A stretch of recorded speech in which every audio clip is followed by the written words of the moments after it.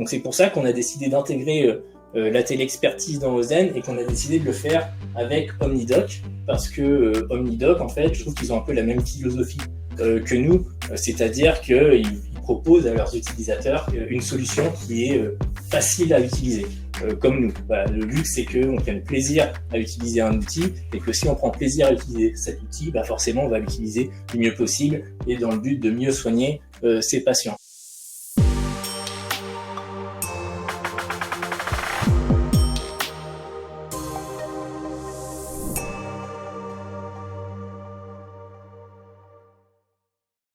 Bonjour à toutes et à tous, super content de vous retrouver pour le premier webinaire de la rentrée. Donc on le fait conjointement cette fois-ci avec les équipes d'OmniDoc. Il y a Anaïs qui est avec nous, qui travaille chez OmniDoc, qui est donc l'expert de la téléexpertise. Donc on va beaucoup parler téléexpertise aujourd'hui. Comme vous le savez, on a fait une intégration avec OmniDoc il y a quelques semaines pour vous permettre de faire de la téléexpertise directement dans Ozen.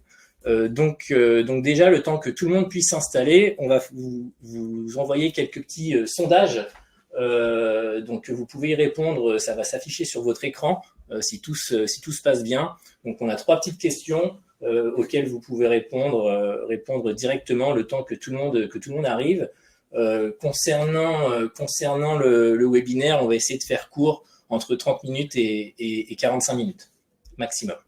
Donc voilà, n'hésitez pas à poser vos questions également tout au long du webinaire. On a des équipes, que ce soit côté Ozen ou côté OmniDoc, pour y répondre. Et vous pouvez également réagir avec des petits smileys que vous trouverez en bas de votre écran, par exemple avec un petit pouce ou avec des petits cœurs. Voilà. Donc je vois que Johan a envoyé la première question, peut-être les deuxièmes. Donc je vous laisse y répondre. Ça concerne uniquement la téléexpertise. Donc voilà. Moi je vais vous présenter un peu le déroulé du webinaire. Donc déjà on va vous expliquer pourquoi on rend la téléexpertise accessible depuis Ozen, et surtout pourquoi on le fait avec OmniDoc. Ensuite, Anaïs, elle va nous présenter le cadre réglementaire de la téléexpertise. On parlera des cas d'usage pour vous en tant qu'infirmiers libéraux, et on va finir par une petite démo pour montrer comment ça marche concrètement dans les applications, dans les logiciels.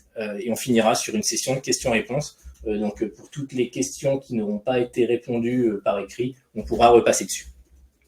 Donc voilà. Donc je vais commencer directement pour vous expliquer pourquoi Ozen et OmniDoc. Donc tout le monde connaît Ozen ici. On a invité uniquement des utilisateurs de Ozen à rejoindre ce webinaire. Donc je vais pas me pencher sur notre solution. Juste rappeler qu'en fait, quand on a créé Ozen, on avait l'ambition de créer pour les infirmiers et les infirmières libérales un outil qui leur permette de gérer 100% de leur activité, depuis la création d'un patient jusqu'à sa facturation.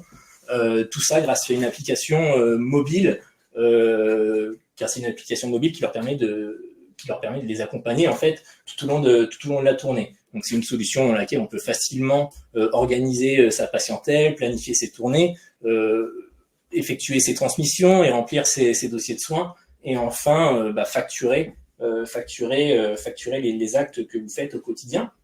Donc voilà, donc dans cette mission d'avoir un outil, dans cette ambition d'avoir un outil tout en un, on vient aussi intégrer en fait toutes les composantes de l'écosystème dans lequel vous faites partie en fait, et comme vous le savez peut-être, la téléexpertise est un nouveau composant de cet écosystème pour vous, et donc on trouvait ça vraiment pas mal pour vous, les infirmières qui êtes sur le terrain, au contact des patients au quotidien, à les voir tous les jours et à savoir en premier, en fait, quasiment les problèmes auxquels ils sont confrontés. On trouvait ça très bien de pouvoir vous permettre à vous de consigner ça dans Ozen et de pouvoir partager ça facilement aux personnes dédiées et aux personnes les plus compétentes sur les sujets qui vous posent question.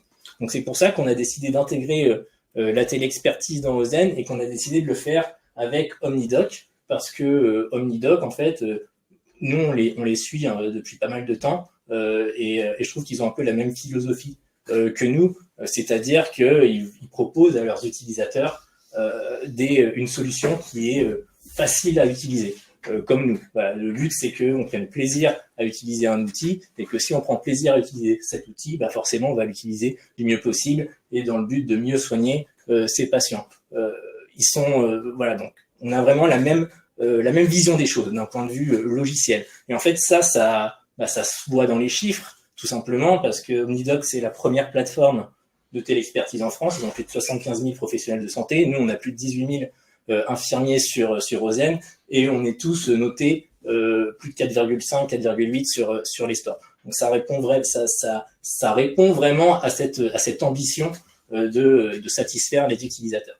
Et donc en fait, comment on arrive à faire ça? Bah, c'est très simple, hein. On n'est pas dans une relation logiciel versus client, on est dans une relation de partenariat où en fait on est super à l'écoute de vos différents besoins, que ce soit Ozen, que ce soit OmniDoc, pour y répondre et vous faciliter le quotidien. Donc voilà pour le cas. Donc c'est pour ça qu'on a décidé de travailler avec OmniDoc sur la téléexpertise. Et je vais laisser Anaïs prendre la main, qui va vous expliquer un peu le cadre réglementaire sur la téléexpertise. Bonjour à tous, bonjour à tous les infirmiers qui sont connectés dans le chat et qui viennent de ce que je vois de la France entière.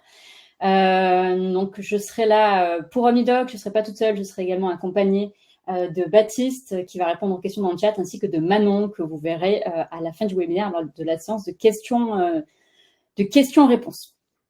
Alors je vais vous dire quelques mots du coup sur ce qu'est la téléexpertise. Commençons par ça.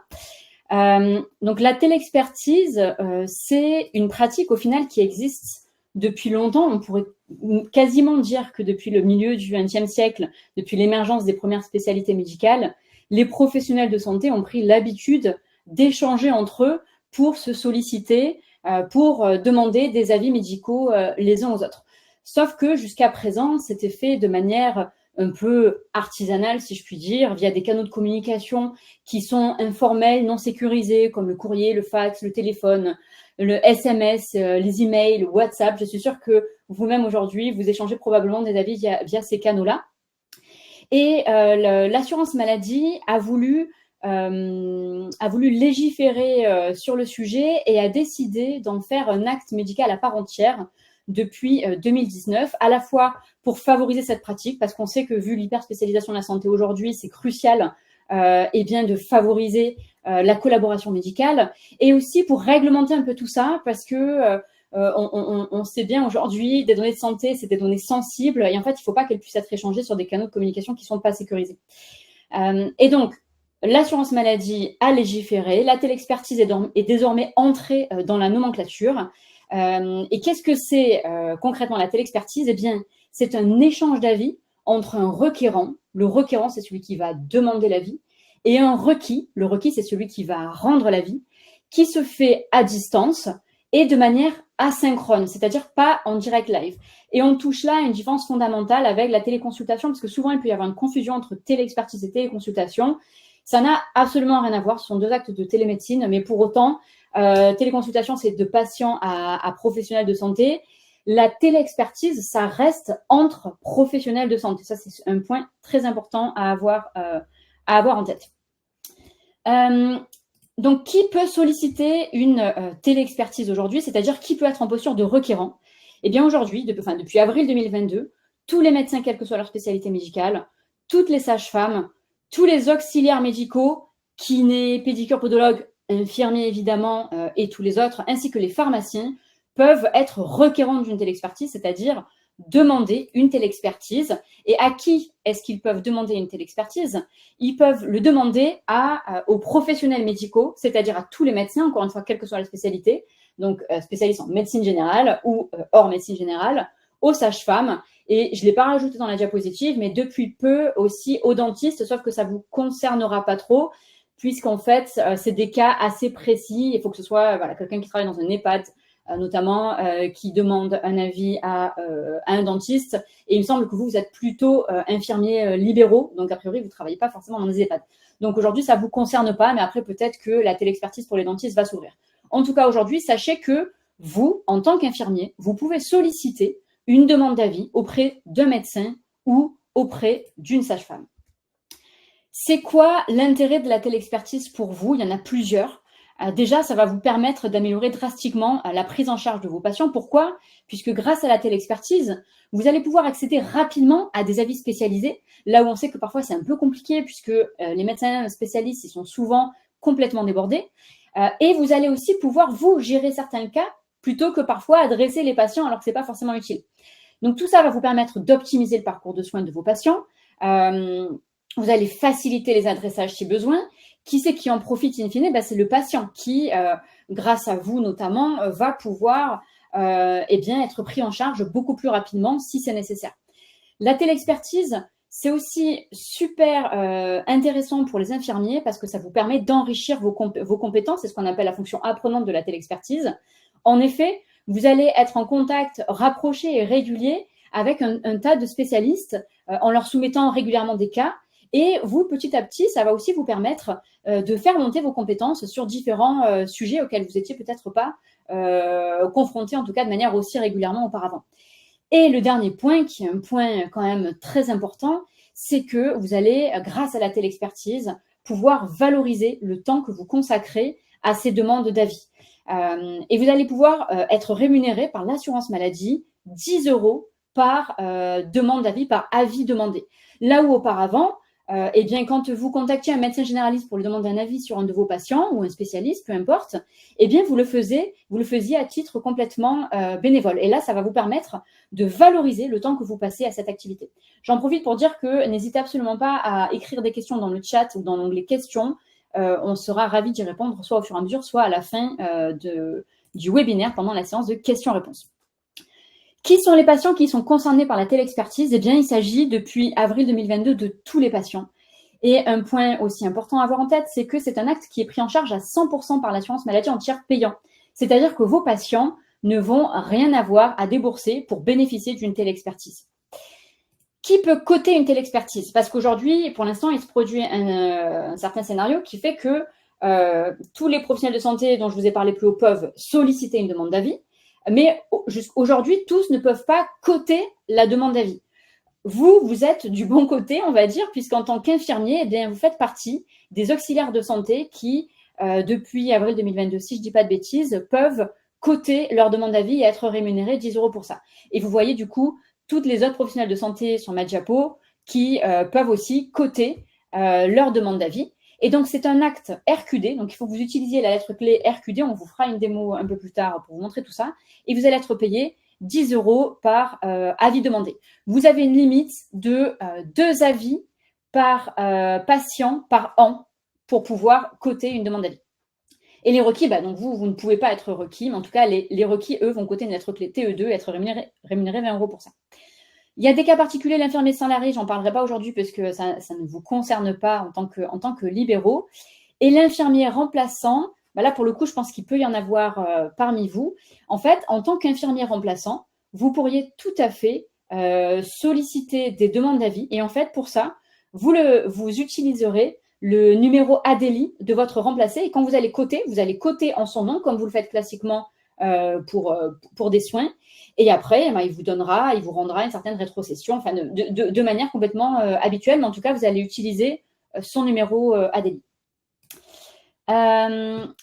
Pour terminer, il y a quelques règles à respecter quand on fait une téléexpertise. C'est réglementaire, c'est très important de l'avoir en tête. Il y en a 3. La première, c'est d'obtenir au préalable le consentement libre et éclairé du patient. Il faut simplement que le patient soit au courant. Ça peut être un accord oral, il n'y a absolument pas besoin de lui faire signer quoi que ce soit, un écrit ou quoi. Ça peut être un accord oral, en tout cas, il faut que vous le teniez au courant de la démarche. La deuxième condition, c'est d'utiliser un outil sécurisé qui soit conforme au RGPD. OmniDoc est hébergé sur un hébergeur HDS, donc un hébergeur de données de santé, donc on a un outil sécurisé. Sachez que les outils que vous utilisez probablement aujourd'hui, Gmail, WhatsApp, un coup de fil, ce ne sont pas des canaux de communication sécurisés. Si jamais il y a une fuite de données de santé, eh bien, vous pourriez en être tenu responsable. Et le troisième point, c'est qu'il faut absolument enregistrer un compte-rendu de la télexpertise dans le dossier du patient. Et c'est quelque chose que je vous montrerai plus tard, mais grâce à Omnidoc, vous allez pouvoir générer automatiquement un compte-rendu de télexpertise et le mettre dans votre dossier patient chez Ozen. Voilà pour moi. Je laisse la main à Nicolas qui va initier la démo. Ouais, alors avant d'initier la démo, je vais d'abord parler un peu des cas d'usage, qu'on peut avoir en tant qu'infirmière concernant la téléexpertise. Donc bon, il y a deux choses à savoir, c'est que la téléexpertise, c'est quand même quelque chose qui est relativement récent en général et aussi dans le monde des infirmiers. On a vu d'ailleurs dans le sondage que vous étiez moins de 30% en fait à déjà avoir fait un acte de téléexpertise.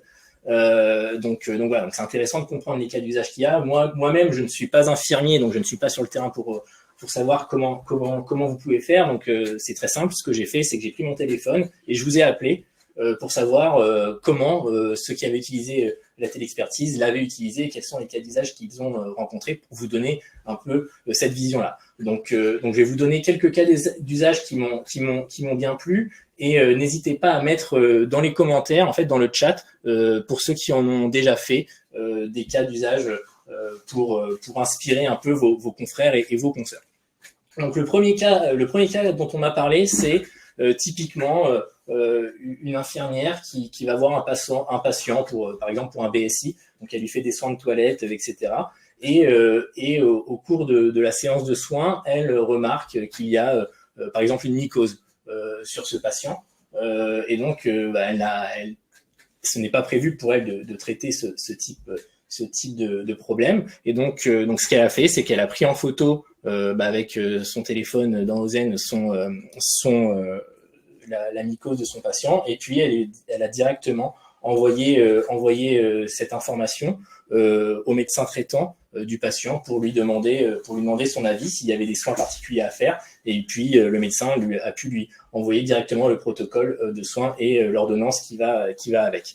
Donc voilà, donc ça c'est un cas comme un autre. Autrement, pareil, il y a un patient pour lequel on donne des traitements et puis on se rend compte qu'il n'arrive plus à ingurgiter ses traitements, etc. Il répond plus bien. Donc là, l'infirmière a profité de la téléexpertise pour demander au médecin s'il ne fallait pas le passer en soins palliatifs. Donc voilà, avec tous les éléments qui vont avec.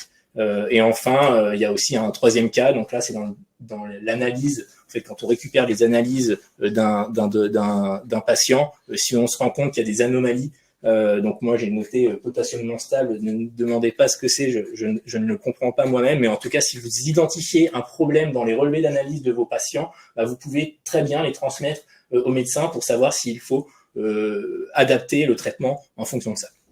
Donc voilà, donc ces trois cas parmi les autres, n'hésitez pas vraiment à les mettre dans le chat pour inspirer vos confrères et vos consoeurs.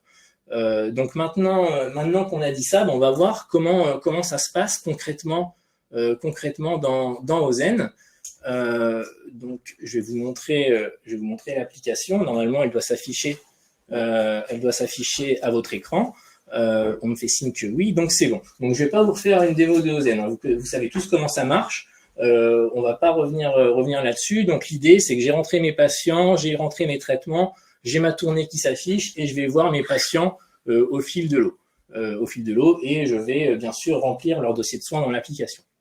Donc je vais voir mes patients et puis dès que je les ai vus, je coche mes passages. Et là, donc je vais chez mon patient, chez qui je fais un BSI. Donc on va prendre l'exemple du cas numéro 1 par exemple. J'ai un patient dans le cadre d'un BSI, donc je lui fais ses soins et au cours de ces soins, je remarque une nouvelle cicatrice, une nouvelle blessure pour lequel je n'ai pas de protocole en fait établi pour pouvoir le soigner. Donc là, qu'est-ce que je fais? Je prends bien sûr en photo la blessure, je la rentre dans le dossier de soins. Donc elle sera forcément automatiquement partagée à mes collègues qui prendront en charge ce patient après moi, donc mes collègues infirmiers du cabinet bien sûr. Et voilà. Et donc là-dessus, si je pense qu'il faille qu'il me faut un avis du médecin généraliste, je vais tout simplement cliquer sur ce petit bouton d'action rapide qui me permet de faire plein de choses et entre autres de me connecter sur OmniDoc. Donc je vais cliquer sur OmniDoc en bas et je vais rentrer mes informations donc, qui sont souvent pré-remplies grâce aux informations de votre CPS. Donc je mets mon RPPS et je vais sélectionner les informations que je veux envoyer dans mon dossier OmniDoc. Donc là, j'ai pas envie d'envoyer des constantes. Je vais juste sélectionner les dates. Donc on va sélectionner la date d'aujourd'hui. En fait, c'est aujourd'hui que j'ai fait ma transmission et comme il s'agit d'une plaie, je l'ai catégorisé comme un suivi de plaie et je vais pouvoir tout simplement cliquer sur créer et ça va l'envoyer sur OmniDoc. Donc voilà pour la partie OZEN, on va dire. Et maintenant, on passe sur l'interface OmniDoc et c'est donc Anaïs qui va pouvoir reprendre la main dessus. Merci Nicolas. Est-ce que vous voyez bien mon écran? C'est tout bon. Ok. Donc, une fois que vous cliquez sur continuer, donc sur ce que vous a montré Nicolas, eh bien, ça vous ouvre OmniDoc avec cette page-là. Et là, la première étape que vous allez avoir à accomplir, eh bien, c'est de choisir le professionnel de santé à qui vous allez adresser votre demande.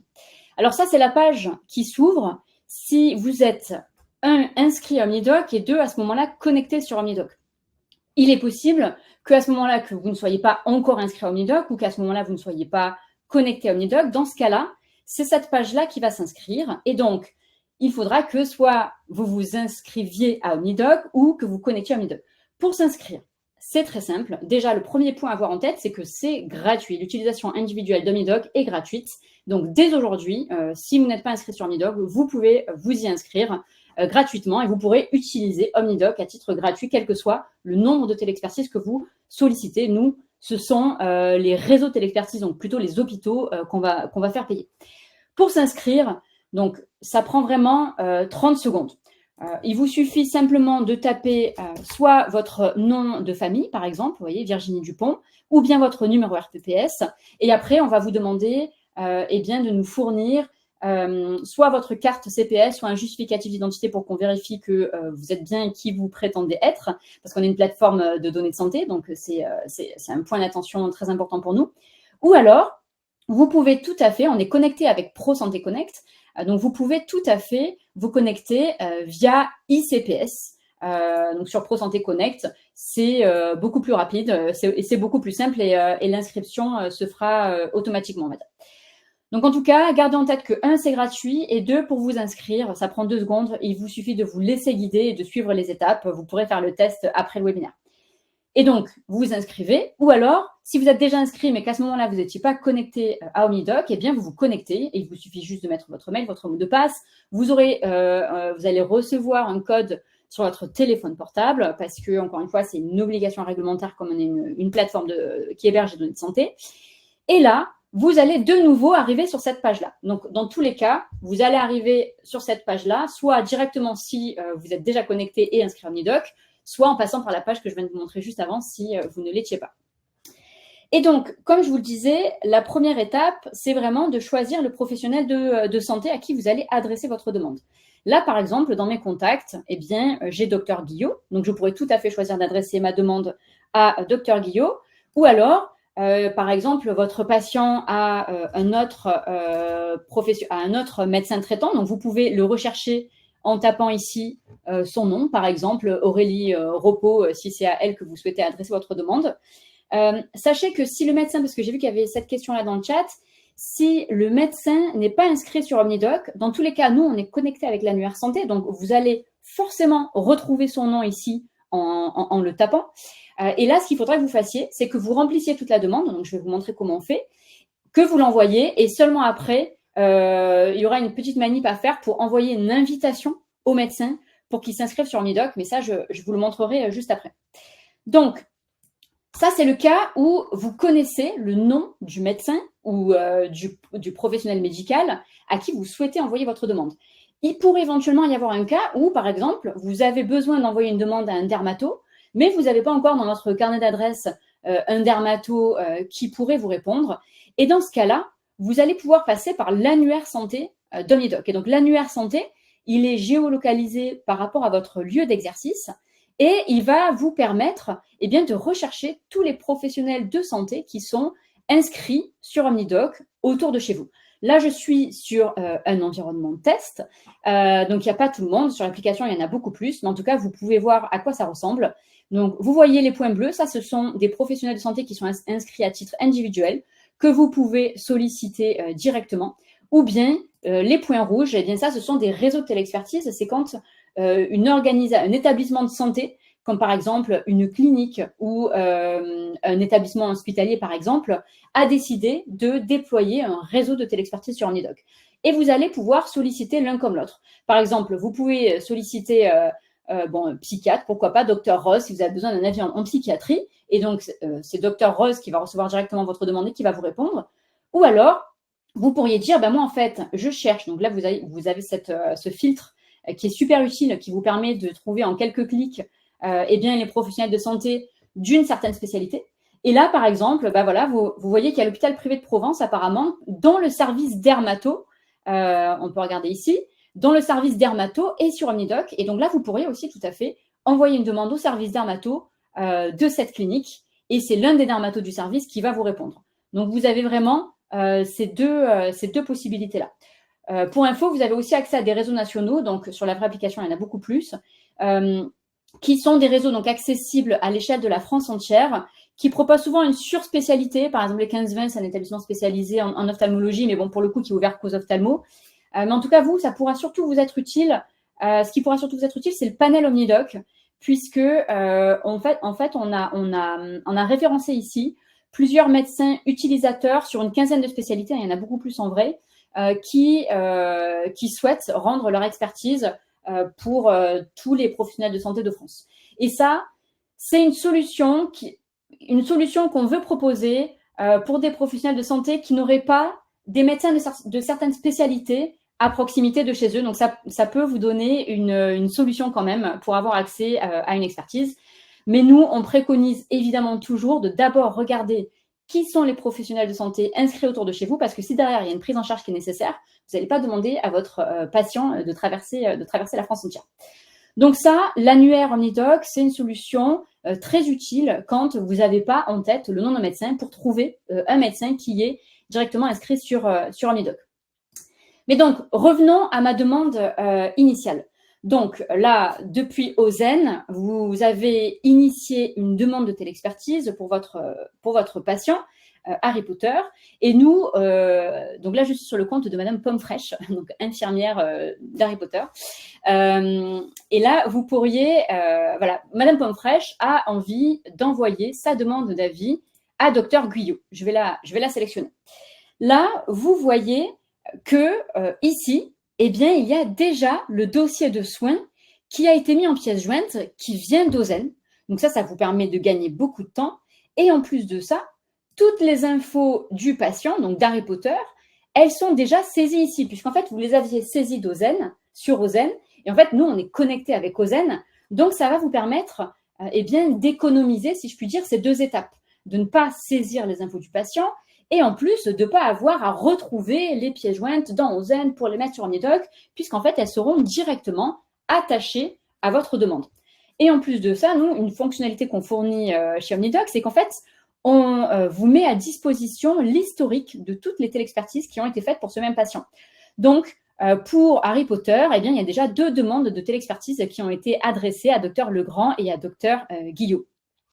Vous, du coup, la seule chose que vous allez avoir à faire, c'est de saisir votre demande. Donc, vous avez un champ de texte ici. Et donc, hop, je vais, moi, copier-coller mon texte. Bonjour, Dr Guyot, j'ai observé cette plaie chez votre patient, Monsieur Potter. J'aurais voulu avoir votre avis concernant les soins à apporter. Et une fois que j'ai fait ça, je n'ai plus qu'à envoyer ma demande d'avis. Et Dr Guyot va être notifié par mail qu'elle a reçu une nouvelle demande d'avis de la part de l'infirmière Madame Pomme-Fraîche. Je vous avais dit, avant d'aller voir ce qui se passe côté Madame Guyot, je vous avais dit que si vous le souhaitez, vous pouvez aussi tout à fait envoyer une demande d'avis à un médecin qui n'est pas encore inscrit sur OmniDoc. Donc, en fait, vous allez refaire toute la démarche, tout ce que je viens de vous montrer.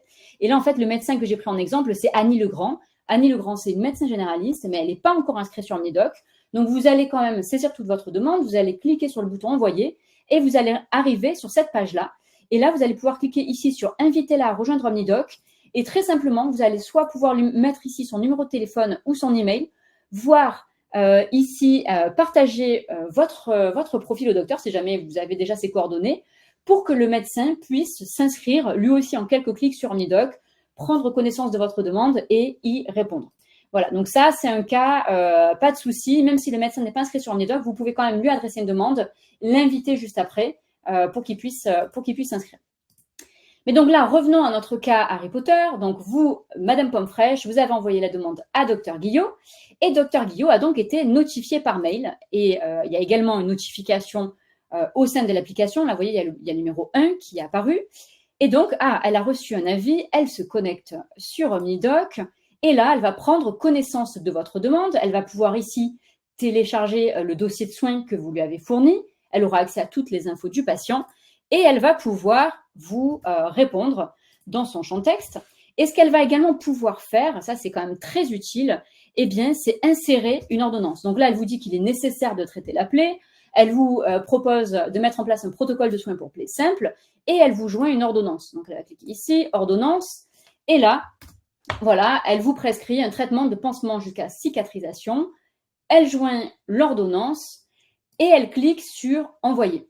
Et donc là, je reviens sur votre profil, le profil de Madame Pomme-Fraîche, notre infirmière. Madame Pomme-Fraîche va à son tour être notifiée par mail, comme quoi elle a reçu eh bien, une réponse à l'avis qu'elle a sollicité à Dr Guillot. Elle se connecte sur OmniDoc, elle clique et là, elle prend connaissance de la réponse de Dr Guillot. Elle prend connaissance ici et là, hop, elle clique et elle voit même l'ordonnance. Et du coup, elle peut recontacter le patient pour faire son soin. Et donc là, bon, voilà, on vous conseille toujours, les médecins aiment bien. Vous pouvez continuer en fait à envoyer des messages comme un peu un fil de discussion, ne serait-ce que pour dire merci ou si... Alors, si jamais vous avez une nouvelle question à adresser, l'idée, c'est plutôt de faire une question par demande d'avis. On vous invite plutôt à initier une nouvelle demande de téléexpertise. Mais en tout cas, sachez que vous pourriez tout à fait continuer à échanger des messages sur la même demande d'avis. Donc là, donc elle va voir, voilà, vous l'avez répondu, que vous l'avez envoyé un message, merci. Et là, elle va se dire, bon, ben, ok, super, Madame Pomme-Fraîche, elle a eu sa réponse. Moi, donc Dr Guillot, médecin généraliste, je vais clôturer la demande d'avis. C'est important, c'est le requis qui clôture la demande d'avis et il faut qu'il clôture la demande d'avis ici en cliquant sur terminer. Pourquoi? Parce que d'abord, lui, ça va lui permettre de coter son acte, donc un acte TE2 qui va être rémunéré 20 € si, voilà, s'il y a un avis qui a été rendu. Mais surtout parce que vous, donc là, je reviens sur le profil de l'infirmière Madame Pomme-Fraîche, eh bien, ça va, comme vous le voyez, déclencher l'apparition de deux nouveaux boutons. Le bouton compte rendu et le bouton facturation. Tant que le requis n'a pas clôturé la téléexpertise, ces deux boutons n'apparaîtront pas. Compte rendu facturation. Donc d'abord, je vous avais parlé plus tôt de la génération automatique d'un compte rendu sur OmniDoc. Eh bien, il est là. Donc là, vous voyez, vous cliquez ici sur compte rendu. Vous pouvez tout à fait le télécharger en PDF. Je vais vous montrer à quoi ça ressemble. Donc là, il est en cours de téléchargement. Et là, normalement, vous voyez toujours mon écran. En fait, ce compte rendu, il va concaténer toutes les informations qui ont été échangées durant la téléexpertise. Donc les informations du patient, du requérant, de l'expert, tous les messages que vous avez échangés, mais également toutes les pièces jointes que vous avez associées à la demande et même l'ordonnance que vous aura envoyée Dr Guillot.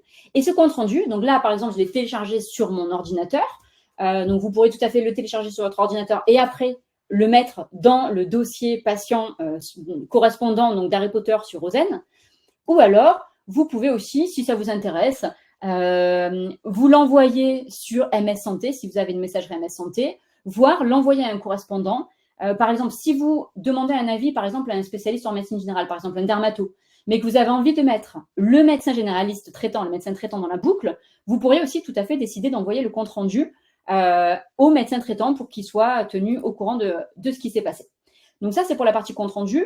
Super important, n'oubliez pas, c'est une obligation réglementaire de la téléexpertise. Si jamais vous avez un contrôle de l'assurance maladie, c'est ce qui va concrétiser d'une certaine manière la bonne réalisation de cet acte de téléexpertise.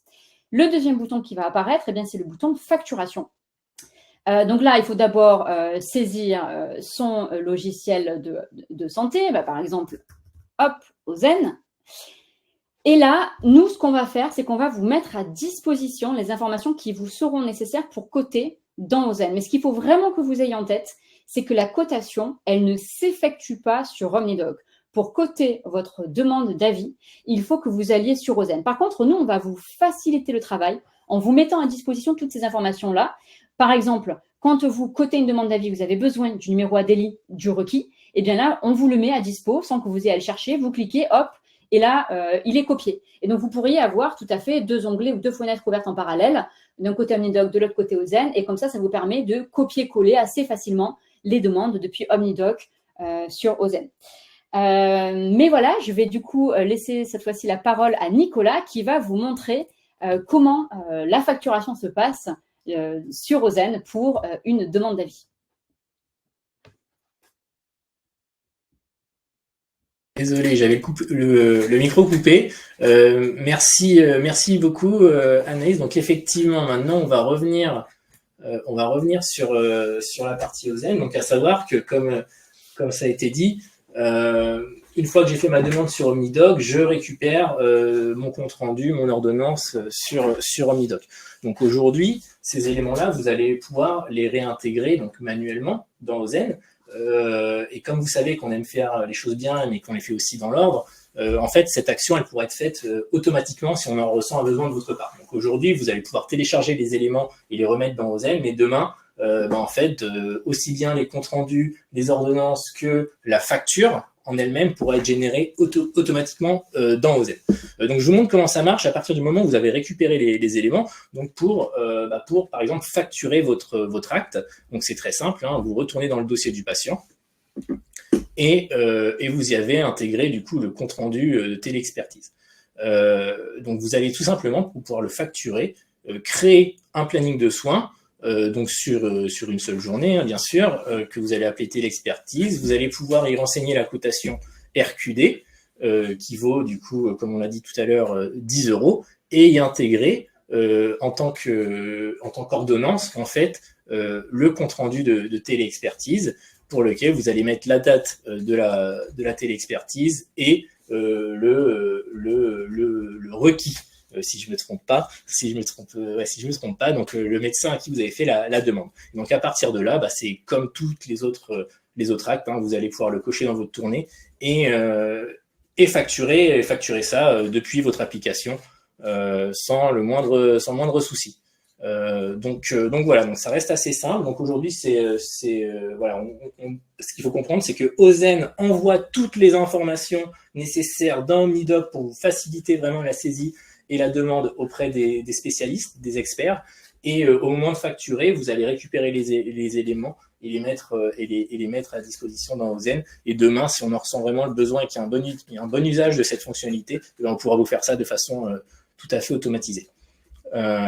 Donc voilà pour la démo. J'espère que c'était très clair pour vous. On arrive à la fin du webinaire. Ça fait combien de temps? Ça fait 39 minutes, donc on est parfait dans le timing.